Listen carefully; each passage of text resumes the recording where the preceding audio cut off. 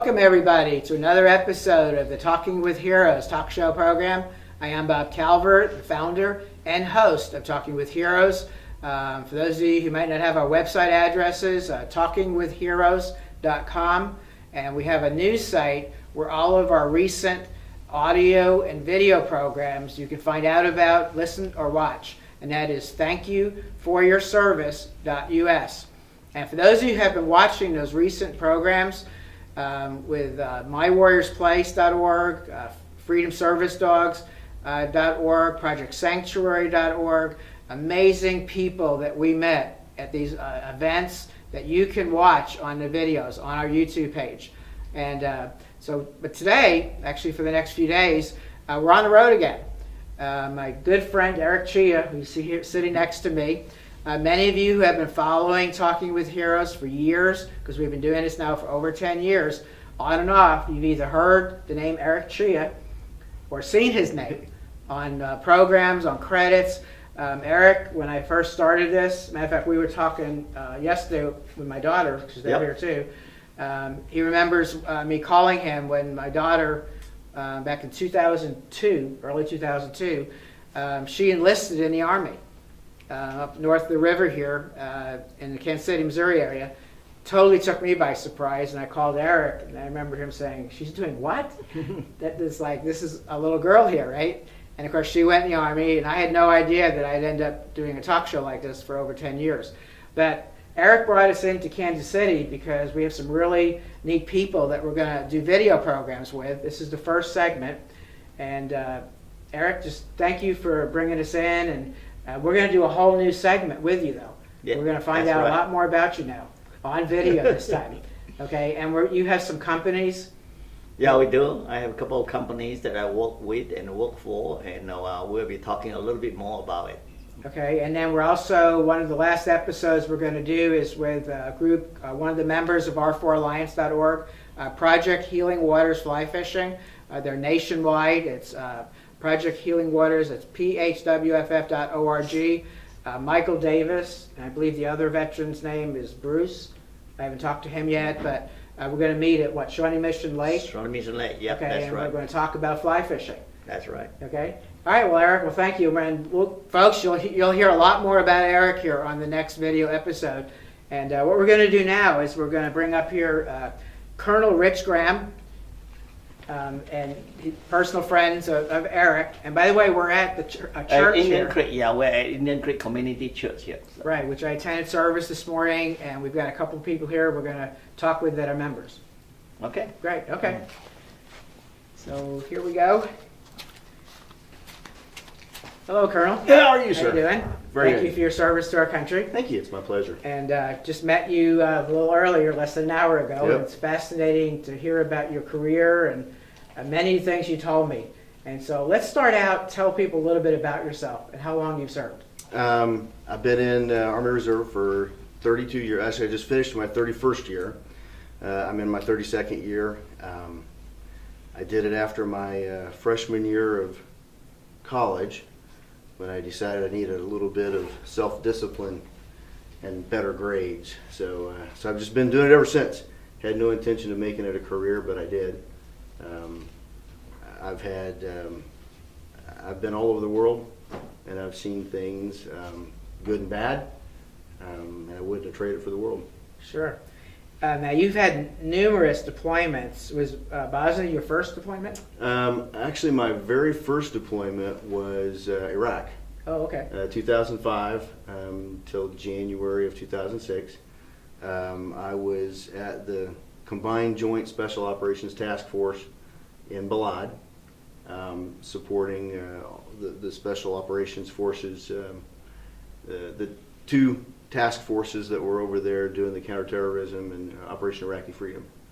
Had an interesting experience. Shortly before I was due to redeploy, maybe the last 30 days, 25 days I was there, I had gone up, I took $25,000 up to go pay for a well that we were having dug in a small village near Syria called Sinjar. Myself and my combat camera guy came up. We flew up to Mosul, and they used to do what they called milk runs. Every night they would fly the helicopters, would go visit, 2 or 3 or 4 fobs, and they just a milk run, just like delivering the milk, right? Well, we got up there, and they weren't doing those anymore. They were doing, you had a special manifest flight, and if they had enough people, then they'd go to a certain location. So I got up there, and this was the first week of January. Like I said, I was due to redeploy at the end of January.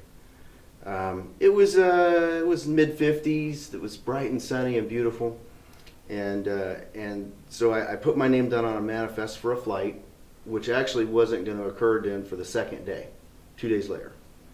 So the next day we were just going to hang out and visit the local shops and all that on the base. Mm-hmm. Well, I woke up and it was maybe 40 degrees and raining. And just soggy and miserable out, and I started getting a sore throat. And by that evening, I had just a full-blown head cold that was driving me. I mean, it was bad. Yeah. You know what it's like when you get sick, and then when you're traveling, it's even worse. Well, I went to dinner. The combat camera guy that was with me didn't bring any wet weather gear, so I said, "You stay here in your hooch, and I'll bring you back, a to-go tray." And you don't have to worry about it. And I'll go up. I'll pay the guy for the well, because it's going to be miserable. There's not going to be anybody there to take pictures of or document it. So I'll just go pay for the well, come back. We'll consider it done. It's okay. So I went to dinner. I took it back to him. I was standing on a wooden pallet in front of his CHU, a containerized housing unit, right? Small metal box that we lived in. And I was standing there on the pallet, knocked on the door, gave him his dinner, and said, just go ahead and eat, and I'll just see you tomorrow. We'll head back to Balad after it's over and call it done. Well, he said, Roger, sir, shut the door. I was a major at the time. Shut the door, and I felt a hand push me. I'm not even lying. I was standing on that wooden pallet. I felt 4 fingers push right here on my chest. And I lost my balance. I stepped back, and when I stepped back, I stepped in the only water puddle in the entire country of Iraq, I think. And so the water went up about to my knee, totally soaked my boot, my socks. I had extra uniforms. I had extra socks. I didn't have extra boots. Yeah. And I was supposed to go up at like midnight that night to start the flight process. Fighting this head cold all day. I was miserable. I didn't fall. The wind didn't blow me. I felt 4 fingers push me. I lost my balance. I stepped back in this water puddle.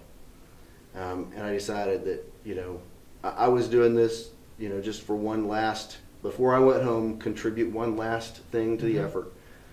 But at that point, I decided, since we fly with the windows open, so the guns are out. Right. And it was probably at 180 miles an hour. It's 25, 30 degrees maybe.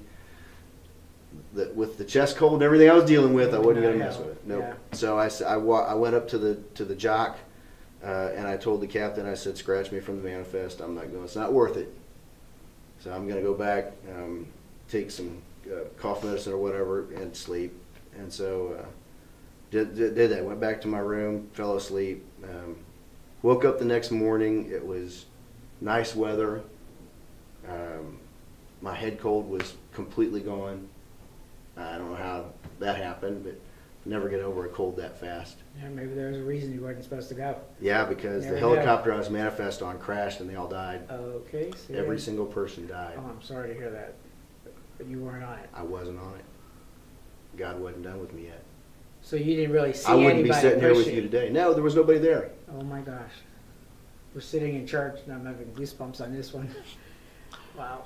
Yeah. That's incredible. So there was more for me to do. Yeah, exactly. Maybe this is it. Yeah, I was on only one of my trips over there was the rain, and that was it. But we were through the sandstorms, what amazed me is I never saw anybody with masks, and I got sick from it. I mean, it gets in your lungs and your sinuses, and it was terrible. You could hardly see. Right. And we were stuck there for a while. It was in Anbar Province too, because obviously helicopter can't fly. Mm-hmm. Then add to that the burn pits, right? Yep. that's a whole nother issue we're going to be talking more about, because I know recently there's been articles coming out about the burn pits. They're realizing that they've got to go back on all these men and women who serve by burn pits and examine them. There's a registry.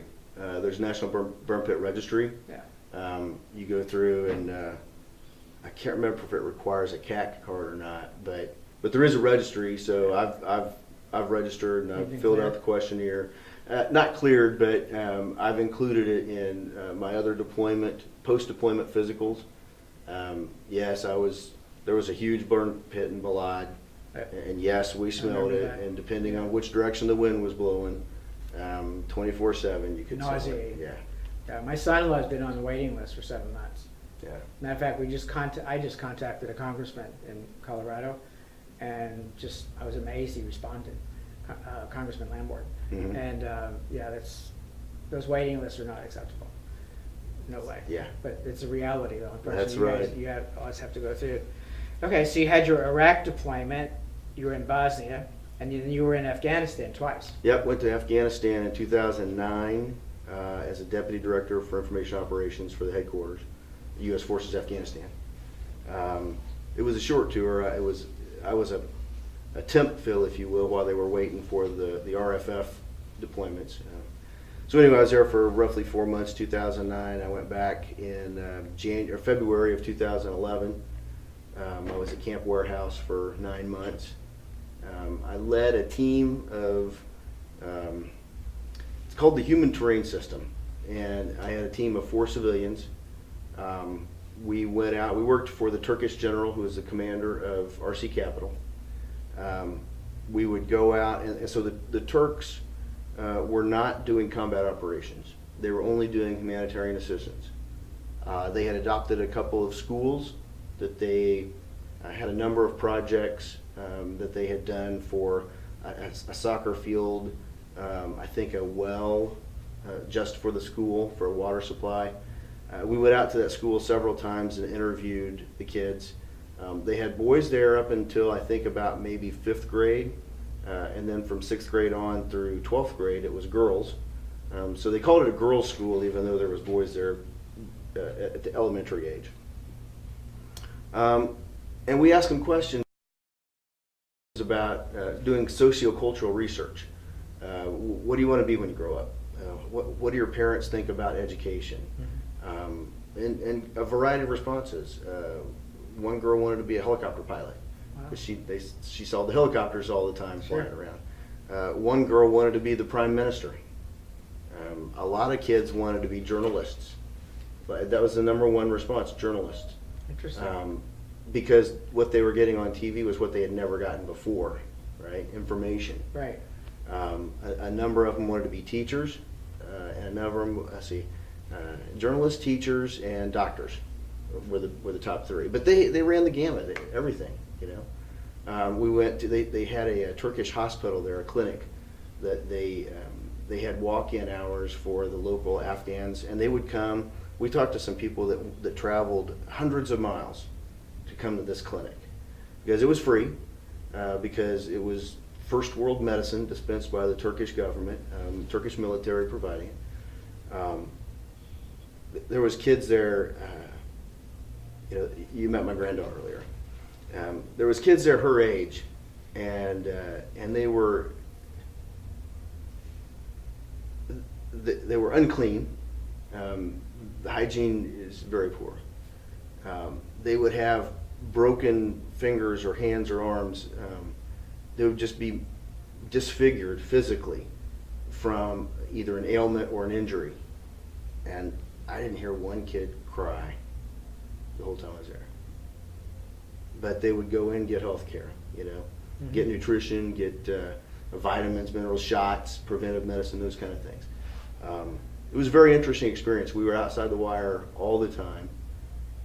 We had a couple missions that got canceled because it was too hot where we were going.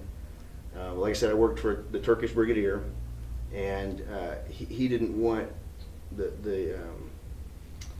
oh wow, this is going out on the internet. So this is 5 years ago. But he didn't want his vehicles targeted, so he asked me not to wear my uniform. which, I mean, the commander said, here's my policy, and so I follow it. So I wore civilian clothes, and that way people wouldn't see a U.S. Army Right. uniform in a Turkish vehicle, because they had Turkish stickers on them. And my assumption is, and I would have done the same thing, hey, you're Muslim, we're Muslim, don't shoot at us, kind of a thing. We're not here doing combat operations, Right. we're helping here the to help. people. And so, that said, we had bullet holes in the vehicles sometimes, and we weren't always in armored vehicles, but the armored vehicles looked exactly like the unarmored vehicles. Well, back then you were mostly in the regular Humvees that weren't even. Oh, no. Some of them weren't even up armored. No. These were all Land Cruisers, Oh, they were Toyota Land Cruisers. Oh yeah. The only time I rolled in U.S. military vehicles, I went with a U.S. convoy. One of the National Guard divisions that was over there was out doing a humanitarian assistance mission, and so we were in MRAPs and rolled out Okay. and did some work there. And of course, that's full uniform and body armor and everything. That was the only time I went out. Every time I flew with the general, because I was, as a lieutenant colonel, I was on his staff. I was the only American. Wasn't the only American. I was a senior American, so I was also the senior national military representative. But there were liaisons from other commands that were there. And when we flew, we didn't fly all armored up and everything. We just flew in uniform or civilian clothes, which was kind of nice. Sure. It was an interesting experience, though. Yeah, it was fascinating to me to go out on these, like you said, humanitarian missions. That was our focus, is showing what you all were doing to help people in both countries. And I thought when you said a Turkey hospital, but I think it was an Egyptian hospital in Bagram that we got to go in. And I saw similar to what you're saying. I mean, nobody's complaining, and you look at them and you know they got problems. But they just, I'll be honest with you, I never thought about much about that until you just said that. Very stoic, very, Yeah. Yeah, the people are really nice. I came away with, I mean, they're humans just like us. That's right. Just different religion. They're in a part of the country where there's so much bad stuff going on. Well, we're concerned about what's on TV tonight or how soft our chairs are. Yeah. They're just worried about survival. Yeah, and the heat is unbelievable. I remember in Iraq, it was like 140 degrees out, and I was in the USO, and I think it was Milan, matter of fact. But anyway, Could be. We were watching TV, and somebody back home was on the news complaining about it was 101 degrees, and you could just hear the laughing going right through the group of soldiers, even civilians that were sitting there. Yeah. Going, really? Why don't you come over here? Yeah. Find really heat, because that's bad, 140 degrees. Oh yeah. Wow. So you've been around the world, and you're close to retirement now. Yep. Next year, almost exactly a year, 363 days, I think. So now, being in reserves, you have a regular job too. I do. Right. So as a civilian, I work at H&R Block. I'm in the security department. Good company to work for. One of the things I've heard since I don't know how old. I mean, little bitty, whatever. There's two things you have to do until you die: breathe and pay taxes, right? So we've got one of those covered. So yeah. There you go. Talk about your family a little bit, because obviously all those years of service and the deployments. Talk about how that affected them, because people hear about people in deploy, but a lot of people, if they're not affected by military at all, they don't know how that the families are serving too. Oh yeah, and it is hard on them. It's challenging. I know that last time when I was in Afghanistan, while I was there, Olathe had a huge storm, and it ended up she needed to get the roof replaced. I don't know how much damage it was, $40,000 or something like that.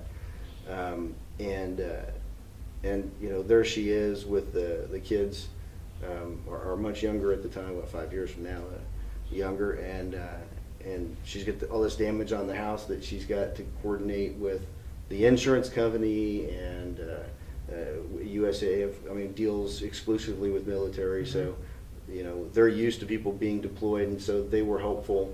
The contractors that she had to go through, and then she's like, I would call her with Skype on the internet on my laptop, and And I felt bad because, you know, she's telling me all these things, and I'm like, you know, as guys, we just want to, you know, here's the answer and here's how we solve the problem, kind of a thing. There wasn't much you could do. There was nothing I could do. Yeah, it's hard. So yeah, and then it's hard. You know, it's probably just as hard coming home, and then reintegrating. Right. You know, before you go, when you're here, you've got your roles. You know, you mow the lawn, you pay the bills, and she does the laundry or dishes, whatever those roles are, and then you deploy, and the family that's left, they have to fill in that void. Right. Everything you were doing, they've got to now account for, and so they can get used to doing that. And then you come home, and you want to step back into the role that you had, and yet that's being filled now. And so, you know, my wife, it was a challenge reintegrating because she's like, wait a minute, you know, I'm now wearing this hat, kind of a thing, and I'm like, well, the hat's mine, give it back. And so there could be struggles on who wears that hat, right? Right. So it's challenging while you're gone. It's challenging when you come back, and it takes years to overcome that and kind of settle back in. And then about that time, you redeploy to a different mission. So Right. Yeah, I remember the last trip over there with Kansas National Guard, we were talking about this agricultural development team. Mm-hmm. But the only one that I was with, actually, that invited me to the reintegration, where they were, I guess it's not graduating, but they're on the end of that. Right. Families were there, and everybody just looked tired. I mean, It is tiring. yeah. I mean, the travel is tiring. The work days while you're there are long. You're drained emotionally. You know, you're drained spiritually. You're drained physically. And then when you come back, there's a burst of excitement about being home. There's a burst of energy. But then, you know, because of some of the issues in reintegrating and figuring out the roles and all those things, that initial euphoria can turn, you know, very frustrating very quickly. And then so, you know, now you're carrying that baggage as well. Exactly. Did PTSD or any of that factor into with your service? Or? You know, I didn't. After I came back from when I was in Iraq, the first deployment, I was talking to a guy. And so, you know, I'm at a staff headquarters. Pretty much every deployment, I'm at a headquarters. Well, the first time in Iraq, one of the guys, Lieutenant Colonel, Special Forces guy, was telling me, said, you know, you think this isn't affecting you because you're not out shooting at people, you're not out seeing people get shot. But he said, you're gonna go home, and at some point down the road, you're gonna curl up into the fetal position, and you're just gonna cry, and it's gonna hit you from out of nowhere, and you're not even gonna see it coming, and you won't probably recognize it when it happens. And I'm like, oh, you're crazy, you know. I'm not feeling that much stress over here. Well, I really didn't feel like I was actively feeling the stress. But after I got back home, you know, months later, I didn't curl up in a fetal position, but I do remember feeling a lot of anxiety and depression. Coming home, let's see, I came back in January. So it was that 4th of July, one of my daughters and I were driving back to the house through the neighborhood, right? Mm-hmm. And you know, 4th of July fireworks. Fireworks, right? You know those little plastic. They look like hand grenades, but there's like a firecracker inside. Mm-hmm. I had just turned the corner and saw the trash, the hand grenade, the plastic hand grenade, which was smashed flat. But I just winced and caught my breath as I drove over it. Not that I experienced anything like that when I was over there, because in Iraq, I really didn't go outside. If I went outside, I was in an aircraft. But the visual stimulation is you're getting ready to drive over a hand grenade.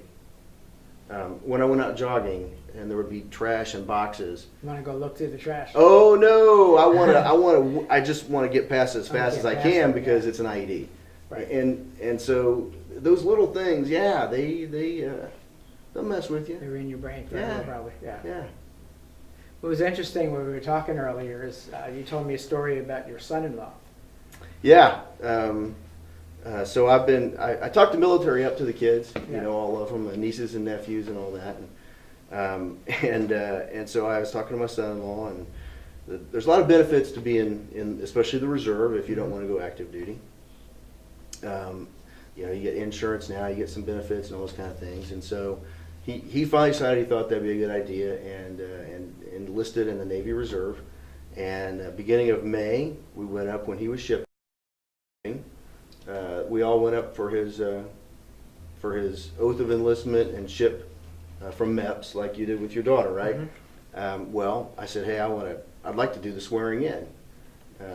And since, you know, rank sometimes has its privileges, and I'm a colonel, they said, Roger. So When you first told me that, I thought 32 years, he swore in his son-in-law, he's got to be at least a colonel. yeah, it was cool. So I did the oath of enlistment for my son-in-law, and it was 9 other people. There was 10 total, and it was a totally off-the-cuff kind of thing. I mean, I said, check with your recruiter and see if I can do that for you, because I'd really like to. He said, sure, you know, yeah, they can do that. And so we went up there and he said, hey, sir, if you want to say a few words, you got the podium. And so, you know, the lady that was helping to run that ceremony part of it, and there's family lined up on the walls, and the enlistees are all there, the recruits, and she's got them all dressed right and in alignment, and then call the room to attention, and they have me come in, and I go up and put them at ease, and I say a few words about the adventure they're getting ready to embark on, whether it's Army or Navy or Air Force or Marines. It's going to be an adventure, and that was really neat. It was nice to be able to share that with my son-in-law. In fact, he just graduated from basic on Thursday, and we drove back from Chicago, got back late last night. So I was there for his graduation, and since I'm a colonel, I got to go up on the dais and sit up there with the other VIPs, and my daughter was there with me, and his mom and grandma. So we got the comfortable chairs for the graduation. Now you're talking about him on film. That's right. On That's YouTube, right. social media. That's great. Wow. Okay, so before we end this, is there anything you'd like to say to the people? Because we have men and women serving right now in many areas of the world. Yeah. Some probably the people, average person in America really doesn't really know. Many of them in harm's way. What would you say to them? Well, to my brothers and sisters, I would say hang in there. What you're doing is important, whether it feels that way or not, and whether anybody ever really acknowledges your contributions or not. You and I and the people that you're there with know what they are, and the people that you help when you're there know what they are. So, you know, stay faithful and enjoy even the difficult circumstances, because it's all valuable. That's what I'd say. Okay, and one more thing I was thinking about, we did talk a little bit about this. There's like a very large percentage, I don't remember the percentage you said, of the American population that really has no experience. That was me. Right. Before, I mean, my brother was in the Air Force a long time ago, but I wasn't around then. So Right. I had no idea what that was all about, other than he's in the Air Force, right? But there's a large percentage of the American people that really have no experience. But it'd be helpful if they could reach out. You know, it may be there's organizations that could help, care packages, letters. Why don't you Well, they're talk all, to them? and I would say all of those organizations, whether it's VFW, American Legion. I mean, there's so many organizations out there. Make contact with them and find out what you can do. That number we were talking about, you know, World War II, there was somewhere in the neighborhood of 8 million people in service. Right now, the active Army is under 500,000. Everybody put together is maybe 1 million. And during World War II, roughly 40% of the United States population was directly affected, served, knew someone that served, had a family member that served in that 5 years of conflict. 4 years, I guess, almost 5. In Vietnam, in 8 years of conflict, it was roughly 20% of the people that either served or knew someone that served or had a family member. In the 15 years that we've been fighting the global war on terror, the statistic that I saw was somewhere around 1/2% have been directly affected, know someone, have family that's So been 99% of the American population. Yeah. But that little 1% or half of 1% is keeping us safe. We're doing And the doing first- what we can. Right, and the first responders. Right. Right. I know later this year we're going to be doing a program with first responders, actually at a football game, college Excellent. football game. Yeah. But yeah, that's something we need to remember them too. Yeah. I always, when I'm out, when I see somebody in uniform, sometimes I'll see somebody that looks like they're in uniform. I'll say, "Did you serve?" And just thank, hold my hand and thank I you. get a lot of thanks when I'm in uniform for whatever Yeah. reason. So Well, it should be like that. I remember when I'd be with my dad once in a while, he was served in World War II. He'd always have that World War II hat on. Mhm. And whenever he saw anybody in the military, he would just make a beeline for them. And he'd hold out his hands. "I'm Richard Calvert." He said, "Thank you for your service." And that's where I got that from. well, there's a connection there. Yeah, It doesn't matter which conflict. There's a connection. right. Great.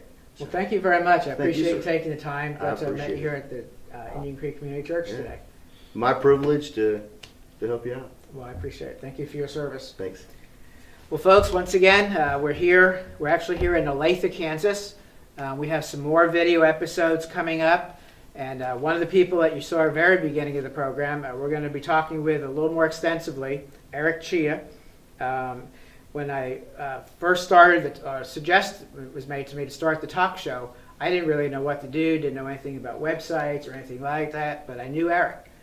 And I called Eric. And he has been involved with this, mostly behind the scenes, for over 10 years. And he is chiaweb.com. We're going to have a whole new look on talkingwithheroes.com very soon. There's going to be a lot of videos on there to make it easier for you all to pick out which videos you want to see. And then there's two other guys I want to mention. Bill Wisniewski, 8-9 years, maybe longer than that. I mean, he's been with me, helping me with this on too. He's a retired Army Special Forces. He has been filming at Fort Benning for Airborne Association for about 15 years.